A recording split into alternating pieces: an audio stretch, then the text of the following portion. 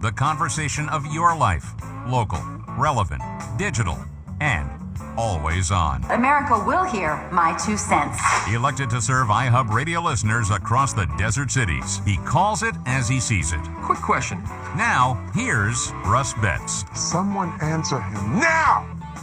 All right, well, I was right. I knew it. I saw an obscure comment on a social media posting by a local water district talking about estimated water bill readings, and that the bills were based on that, and if you had an estimated bill, well, they're just estimating your bill.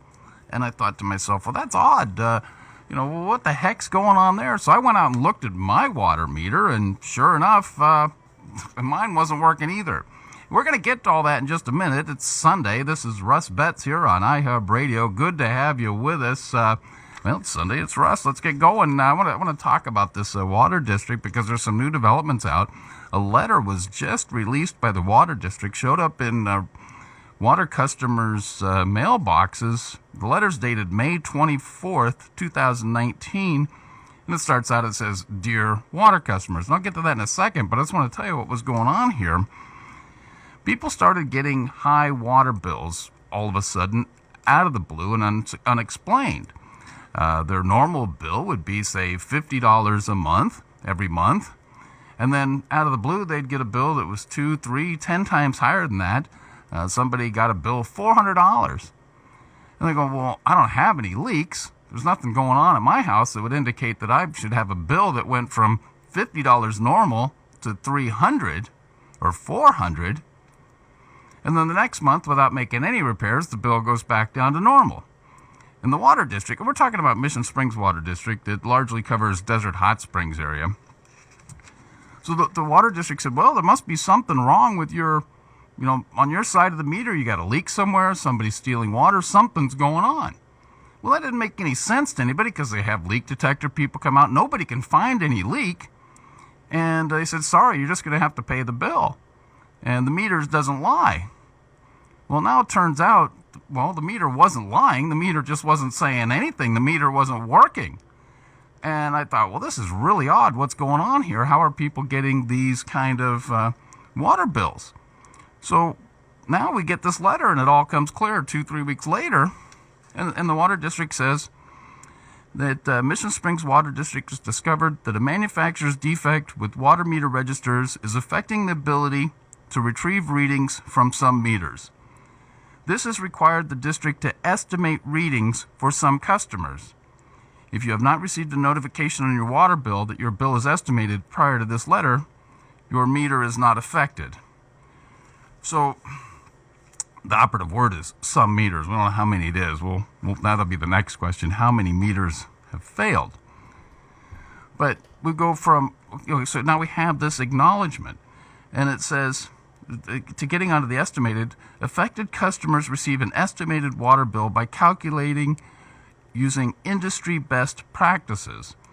The estimate is based on a 12-month average of past bills, minus 3% to ensure as much as possible the result is in the customer's favor. So I don't know what's industry best practices about estimating bill because a meter hasn't been working for 12 months or more. But let's talk about this spiking issue. Household water use is very consistent from year to year, says the letter. Customers who may have had an abnormally high month of usage or a leak incident in 12 months prior to the current billing are invited to contact the district. And that's going to need a little translation and putting in terms of what we know. So let's say in May of 2018, there was a water leak at the residence, and it resulted in a $300 bill. And now the district is just using past usage. All of a sudden comes along, and now you got another $300 bill in May of 2019. And probably if nothing's fixed, you'd probably have the same bill show up in May of 2020. But the problem is there's been a whole bunch of people who have been told, sorry, that problem's on your side of the meter. It's not us. It can't possibly be us. Now, I don't have all the answers on this, but there's sure a whole lot more questions. And the biggest one is, how many actual meters are out there? This doesn't sound now like it's one or two. If this was only 1 or 2 meters, then there wouldn't be this letter issued like this, and lots of people are getting this letter. Anyhow, this one got to be curious, and I don't know how the Mission Springs Water District calculates conservation. I'm going to have to guess it would have to be calculated. Would it be? At the wells when they're pumping, how much total water have they pumped? Is that what determines that every water district was under a mandate by the state to conserve water during the drought, and that had very specific targets that cities had to meet, or that water districts had to meet.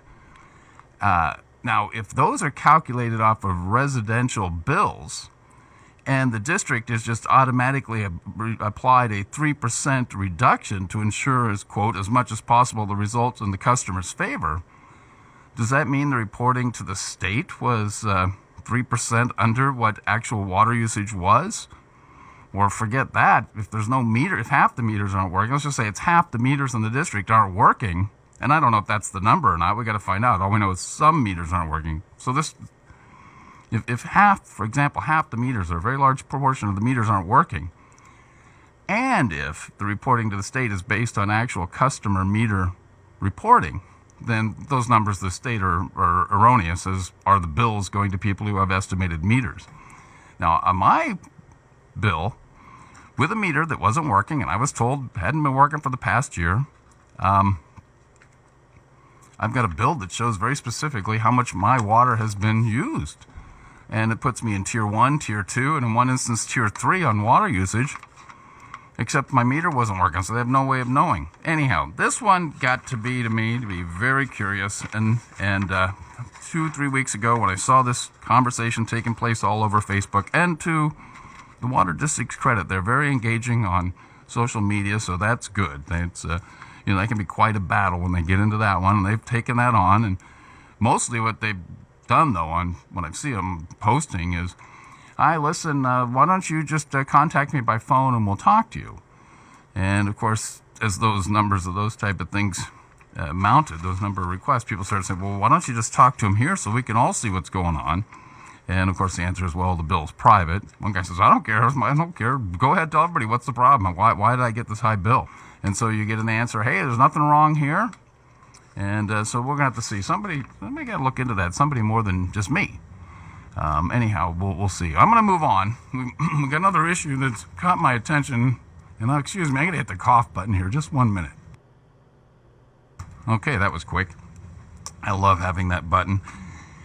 There's another issue that's caught my attention, and actually caught the attention of the League of California Cities, and it's the subject of motor homeless, and specifically a bill in the state legislature, AB 516, that, well, if you like motorhomes parked in front of your house, you're going to love AB 516. Now, cities across California already have this going on, particularly up in LA, Los Angeles area, North Hollywood, where you've got people who, they're having a hard time finding housing, so they go buy an old motorhome, so they just go pull up on a street. Some of these are industrial areas, others are in actual residential streets. Now, cities, like most cities, have an ordinance that you can't just pull up and park a motorhome in front of somebody's home and live there. AB 16 is telling cities that, well, you might not have the ability to prevent that anymore. And so I'm going to get into that one in just a bit. Get a curb with a view. You go find a really, really nice street and park there. If you get your motorhome up the hill and manage to get it up there and park it, and set out your generator, set out your lawn chair, and just find the nicest, most beautiful location to park and live. Of course, there's somebody there when they wake up in the morning to go get their morning paper or venture off to the mailbox. They go down to the curb, and, well, there you are, living essentially right in their front yard, well, on the street, on the public street.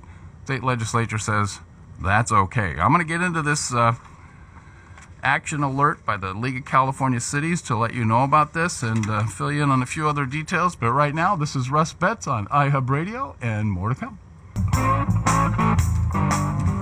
Read about it tomorrow. See it tonight.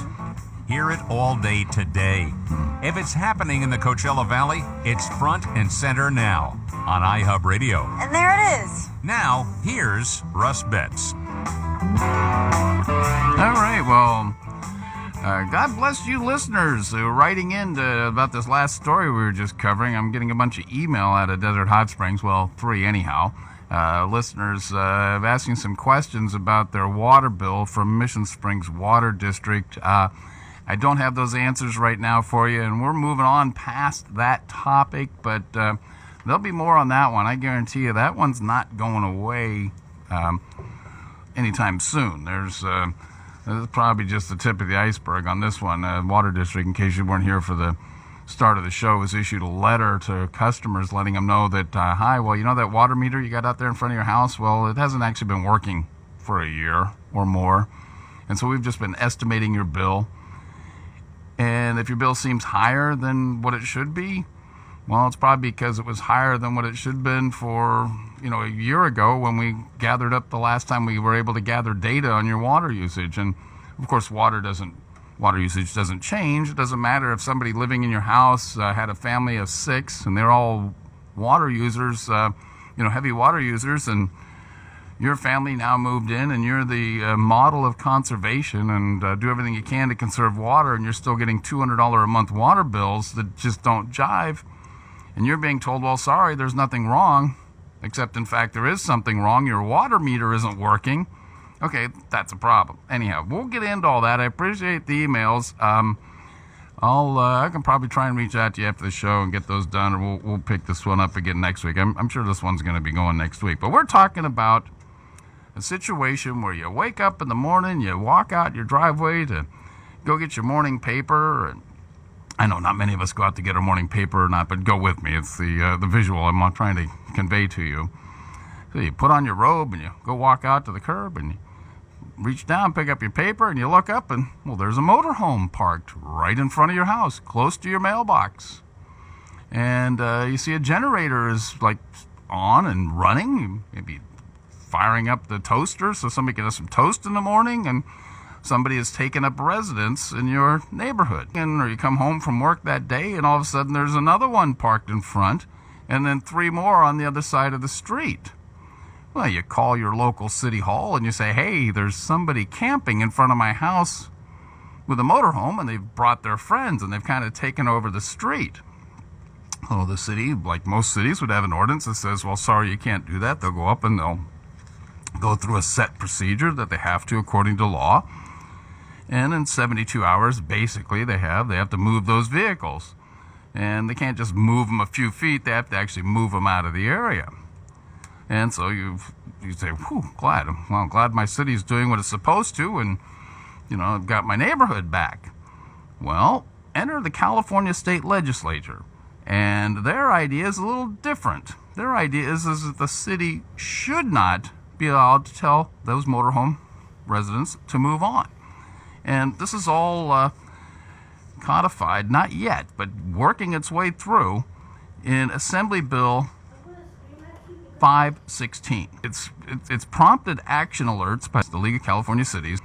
And some of these motorhomes are so dilapidated that they can't be driven anymore. Maybe the last time they were able to drive was when they get pulled up into the yard and parked. Maybe some are in good condition. Either way, it's not really something you want to see, somebody living in front of your house. And you go look in neighborhoods in North Hollywood, Seattle, Portland, you can see where neighborhoods have been taken over by this.